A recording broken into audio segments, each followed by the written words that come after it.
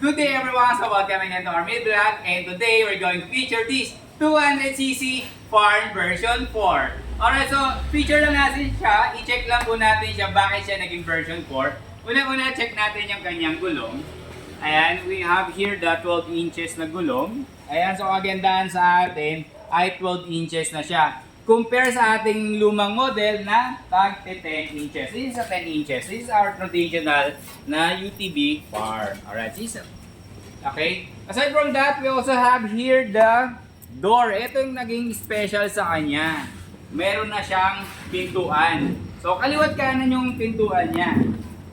Okay. Ito rin, meron din dito. Ayan, napaka-aesthetic naman ang datingan yan. Okay. So aside from that, may pinifeature din tayo dito sa likuran na dagdag sa kanyang kagandahan sa makina. Ito ang ating oil cooled. Ayan o, so makikita mo oil cooled na siya. And compare before sa ating mga ATV ay wala siyang ganyan na cooler. So para mas matagal at hindi siya takaw sa overheat. Okay, so ngayon naman check natin yung kanyang space dito sa kanyang mga legroom. Since ay version 4 na to, so mas mahaba na ang kanyang legroom. At the same time, ang kanyang headroom ay mas mataas na rin. So makikita mo ito. So I'm 5'6".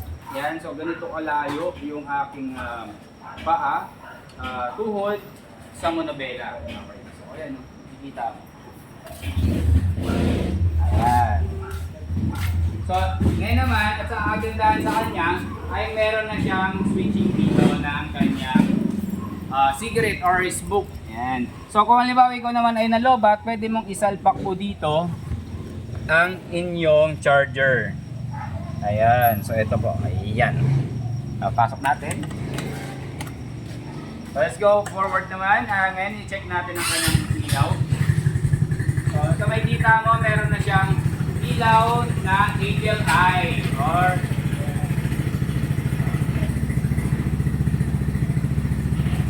so check natin yung signal light niya kung gaano kalakas yung signal light na yan. At sa kabila din, ayan o, nagandahan. At the same time, may hazard na to. Compared before, wala bang hazard. Let's go forward. Ganun pa rin, syempre, automatic ang aming transmission.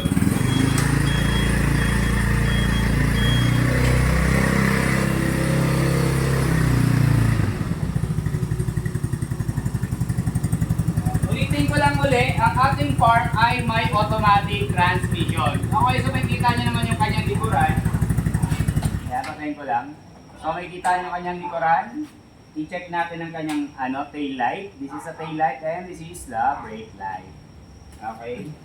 Signal light. Let's go, signal light. Ganyan aganda. Ayan.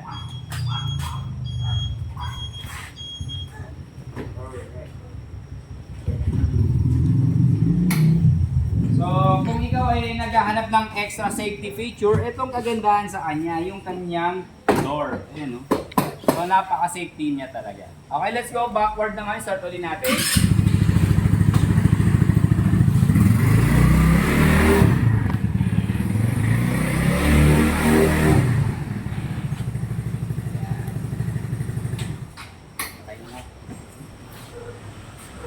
Okay, so sa lahat po nagdanais na magkaroon ng ganitong klaseng unit, i-call nyo lang mo po kami sa number na makikita nyo dyan sa screen or sa comment section. Thank you so much everyone, and Merry Christmas and Happy New Year!